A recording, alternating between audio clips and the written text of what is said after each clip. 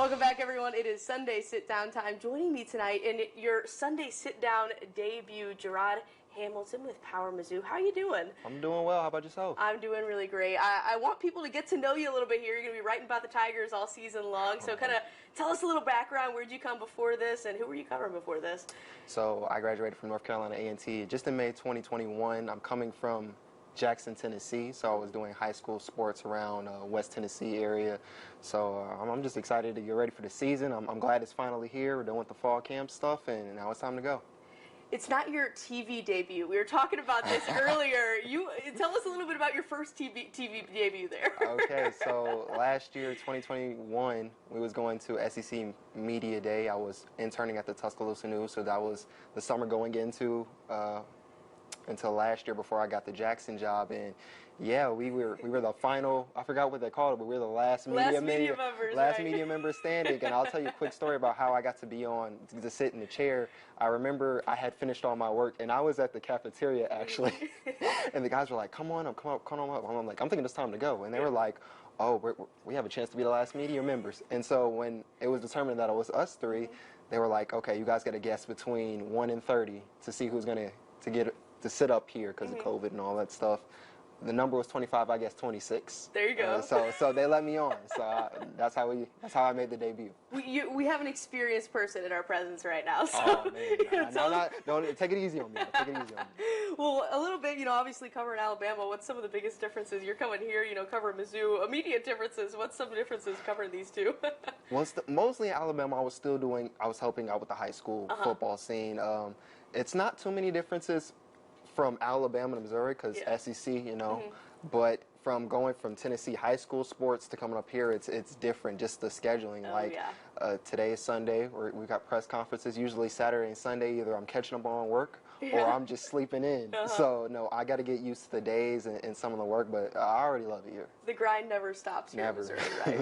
Well, I want to get to, obviously, what we're here to talk about, Mizzou, fall camp.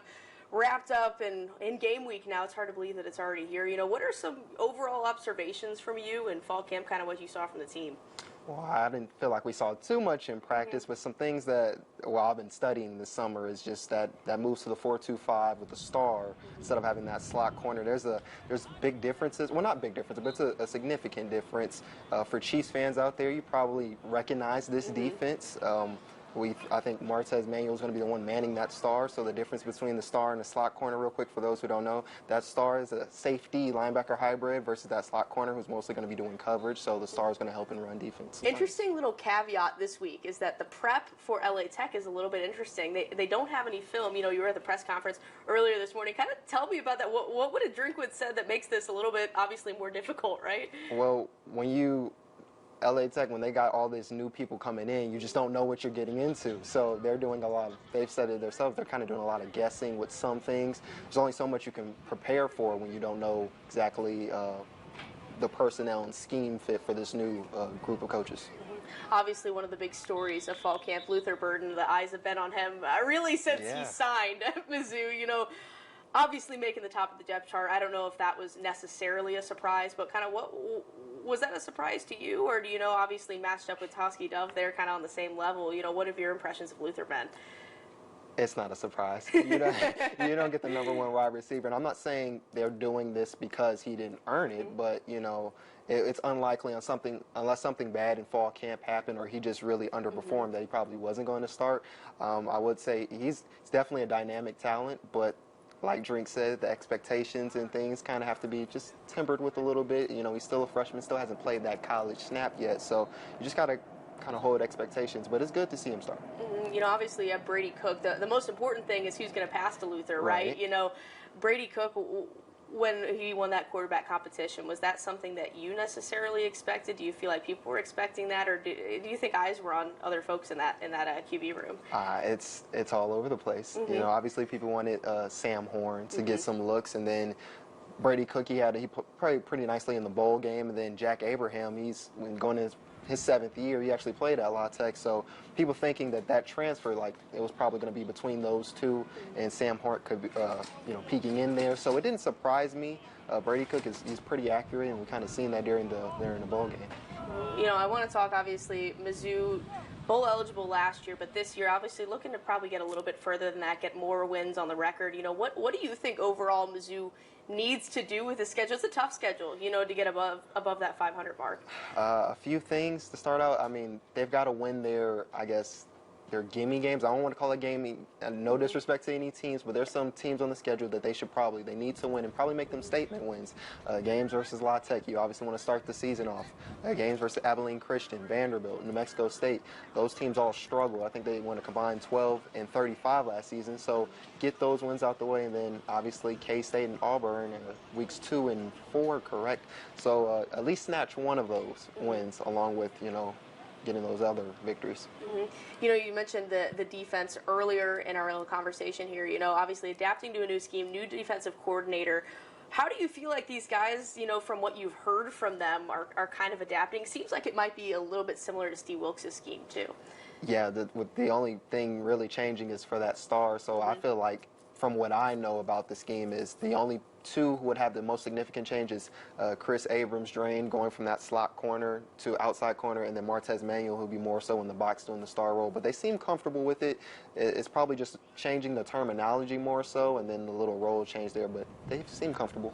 I know Mizzou fans want the return of D-line Zoo. You obviously have some strong guys on there, you know, Traden Jeffcoat, you look at Isaiah McGuire, but what do you think it's going to take to have that kind of return for D-line Zoo? What's some things maybe you've highlighted? I mean, well, they do have Jaden Jernigan coming in there. He's going to be a big help. And something they've done with this transfer portal is they got a lot of guys on the D-line, so they're trying to look for fresh faces at all times. Fresh players out there at all times, you know, keep it rotating. If they can get the season that Isaiah McGuire had last year and then that Trajan Jeffcoat had a couple years ago, they'll really be humming. You know, you look at this running back situation, to me that's been one of the more underlooked at storylines of fall camp. You know, obviously you had the wide receivers and the quarterbacks people were looking at, but replacing Tyler Beatty is quite a tall task, and I don't know if that's a task that, you know, they're necessarily looking to replace them necessarily, but, you know, Cody Schrader, I feel like he's been getting a lot of looks in fall camp. You know, what's your overall impression of him and kind of that running back room? I feel like there's going to be a lot of interchangeability there. So Cody Schrader, Coach has said it a couple times that he's been the most consistent throughout camp. Nate Pete has had some soft tissue injuries, as he's put it, so we kind of don't know exactly where he's at right now. And then he said Eli Young he's shown what he can do. So it's going to be a rotation of the three, of running back by committee. But Cody Schrader, he's obviously impressed. I mean, I want to say GVLC, Offensive Player of the Year. Okay, yeah. And so he rushed for over 2,000 yards, and he knows what he's doing. He's capable of doing it. So, I mean, it should be exciting in that backfield, but replacing Tyler Beatty is going to be a team effort. Well, Jarod, I appreciate you joining me tonight. We got a big week coming up. Thursday night kickoff. What are you looking forward to? Oh, man, coming from high school football where I was covering games on the sidelines, either mosquito bites or if it's the cold, freezing, I'm just happy to be in the press box. I'm very jealous of you there. Well, again, thanks for joining me. Thank you. Awesome. For the rest of you guys, we'll be right back after the break.